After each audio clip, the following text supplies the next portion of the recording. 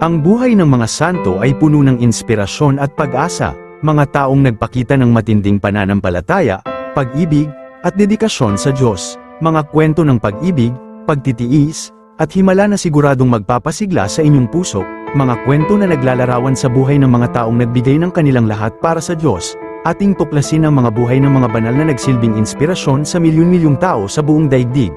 Panuurin at sumabak sa isang kapanapanabik na paglalakbay. Samahan natin ang mga banal na ito sa kanilang mga pakikipagsapalaran sa pamamagitan ng kanilang buhay na pananampalataya at pag-ibig sa kapwa at sa Diyos. Anyahan ko po kayong makibahagi sa kwentong banal natin ngayon.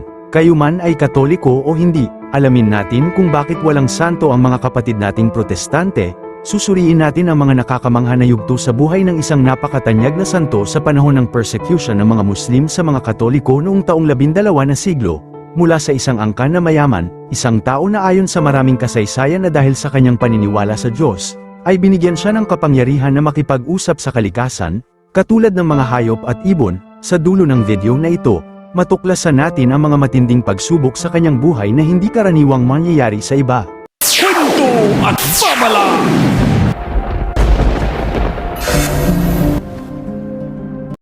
Susuriin natin ang konsepto ng pagkakaroon ng mga santo ay umiiral sa iba't ibang relihiyon. Hindi lamang sa Katolisismo. Halimbawa, sa Ortodoksong simbahan, mayroon silang sariling mga santo na kinikilala nila. Bagamat may mga pagkakaiba sa kahulugan ng pagiging santo sa bawat relihiyon. Karaniwang tumutukoy ito sa mga taong namuhay ng isang buhay na puno ng kabutihan, pananampalataya, at paglilingkod sa Diyos o sa kanilang mga kapwa.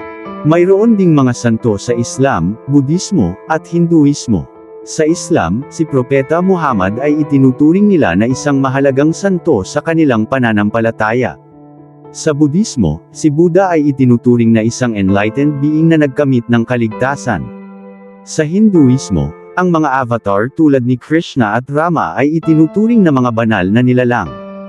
Ngunit iba naman ang paniniwala ng mga Protestante at born again. Dahil ang karamihan sa kanila ay naniniwala na ang pagiging santo ay basta tanggapin lamang ang Panginoong Hesus tiyak na maging banal na at ligtas.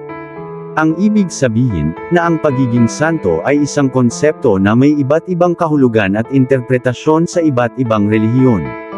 Sa simbahang Katoliko, ang mga banal ay mga tao na nagpakita ng malalim na debosyon sa Diyos at nagpakita ng mga halimbawa ng pag-ibig, pag-asa, at pananampalataya. Ang mga ito ay maaaring mga pari, madre, obispo, o ordinaryong tao na nagpakita ng pambihirang kabutihan sa kanilang buhay. Ang tanong, ano ang kahalagahan ng mga taong banal para sa ating buhay? Ang mga banal ay nagsisilbing mga modelo ng pananampalataya at kabutihan para sa mga Katoliko. Nagbibigay sila ng inspirasyon upang mamuhay ng isang buhay na nakatuon sa Diyos. Sila ay mga instrumento upang maipakita ang kapangyarihan ng Diyos.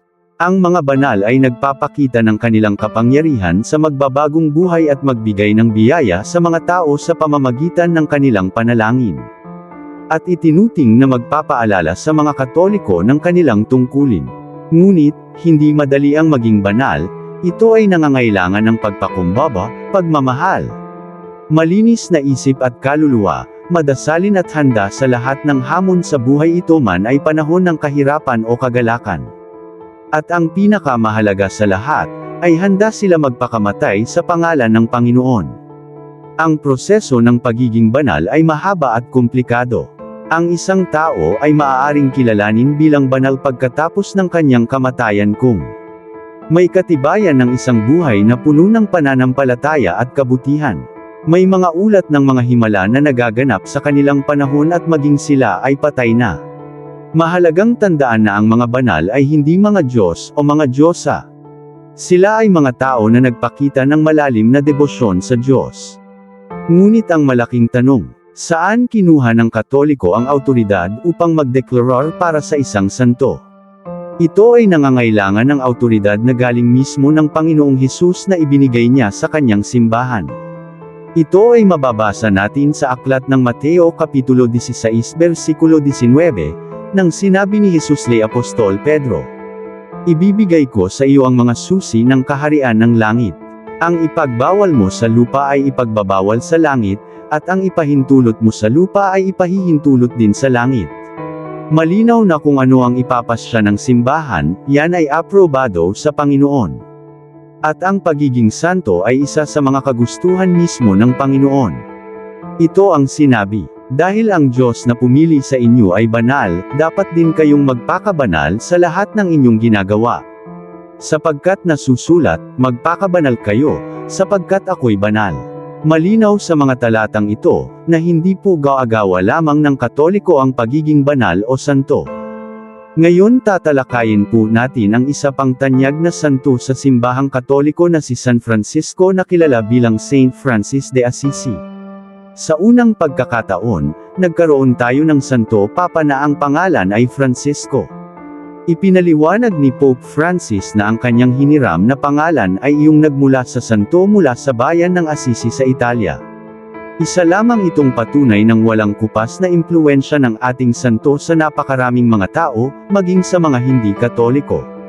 Karaniwang dumadapo sa isip natin ang larawan ni San Francisco na nakasuot ng simpleng abito sa may kasamang mga ibon o mga hayop na nakapaligid sa kanya.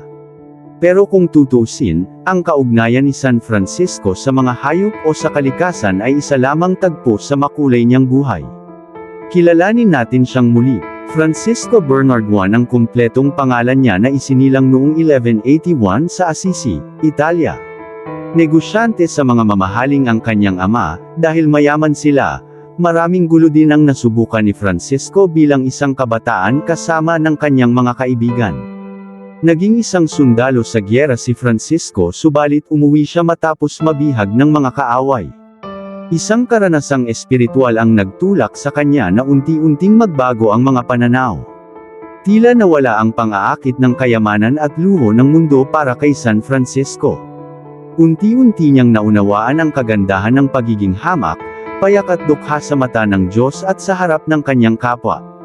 Iniwan ni San Francis ang kanyang pamilya, mga kaibigan, at marangyang pamumuhay upang paglangkuran ang Diyos bilang isang mahirap o maralitang tao.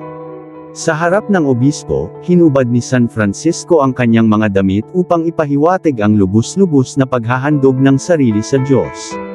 Nadinig niya ang hamon ng Panginoong Hesus na ayusin ang kanyang gumuguhong simbahan.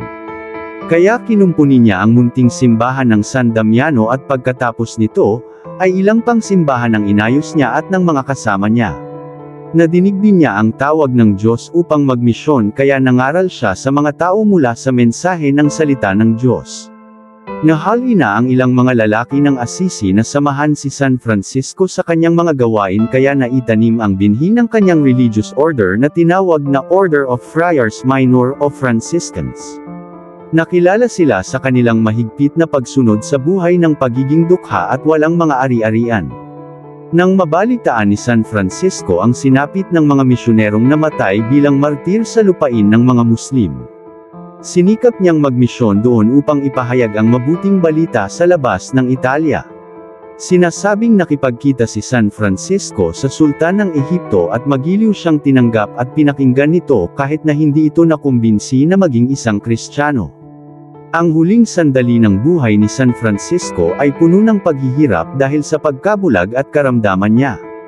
Ang himala ng stigmata na pagkabutas ng kanyang mga kamay at tagiliran, na naulit lamang muli kay Padre Pio na isa ring Franciscan, ay tinanggap niya mula sa Panginoong Hesus habang nananalangin siya sa isang bundok. Nakapagsulat si San Francisco ng mga tula at awit. Kinikilala siyang ama ng wikang Italyano. Bantog din ang kanyang pagmamahal, bukod sa kapwa-tao, sa lahat ng nilikha ng Diyos. Dahil dito siya ay halimbawa ng tamang pakikipag-ugnayan sa kalikasan, na kahit ang mga asong lobo ay nakakasundo niya. Habang naglalakad si San Francisco patungo sa bayan ng Gabia, sinalubong siya ng isang malaking lobo na nagbabanta sa mga tao ng bayan. Nakipag-usap si San Francisco sa lobo, at sinabi niya na dapat itong huminto sa pagtatakot sa mga tao. Napagkasunduan nila na ang lobo ay hindi na muling kakain ng tao kung bibigyan siya ng pagkain ng mga tao sa bayan. Pinagtibay ni San Francisco ang kasunduan, at mula noon, hindi na muling nagdulot ng takot ang lobo sa mga tao. Ang kwentong ito ay nagpapakita ng kapangyarihan ng pananampalataya ni San Francisco at ng kanyang pagmamahal sa lahat ng nilikha ng Diyos, maging ang mga hayop. Ipinapakita nito ang kanyang pagmamahal sa kalikasan at ang kanyang kakayahang makipag-usap sa mga hayop, na nagpapakita ng kanyang malalim na pananampalataya at pagmamahal sa Diyos. Siya din ang kinikilalang unang lumikha ng Belen o nativity scene bilang pagdiriwang at paggunita sa Pasko. Namatay noong 1226 si San Francisco at 2 taon pagkaraan ay naideklara bilang santo. Isa siya sa mga patron saint ng bansang Italia. Hindi may kakaila na isa siya sa pinakakilala at minamahal na santo sa buong kasaysayan ng simbahan. Sana po nagustuhan ninyo ang ating kwentong banal ngayon, hanggang sa susunod. Ito po si Kuya Tem na inyong lingkod sa pangalan ng Ama, na Anak at ng Espiritu Santo.